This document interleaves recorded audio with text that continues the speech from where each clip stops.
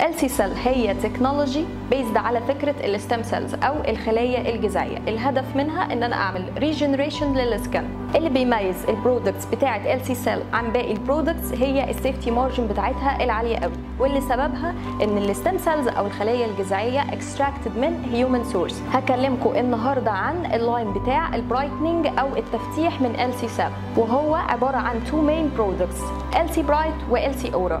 LC Bright بيشتغل أكتر في الديب لايرز بتاعة السكن، بيوقف عملية الميلانوجينيسيس أو تصنيع الميلانين في كل الستيجز بتاعتها، وكمان بيزود الفاسكولاريتي أو الدم الواصل للأريا، وبالتالي هو حل ممتاز جدا في حالات الدارك هالوز، في حالات الداركنينج اللي بيكون في البرايفت ارياز، داركنينج اراوند اللبس، وكمان في حالات الميلازما او كلف الحمل. LC Aura عباره عن كومباينيشن ما بين 3 حاجات مهمين جدا في التفتيح: فيتامين سي، النياسيناميد، والجلوتاثيون، وهو حل امثل في حالات السكان دامج اللي سببه اليو في لايت، وكمان الهايبر بيجمنتيشنز والفريكلز، واقدر كمان بيه اوحد السكان تون.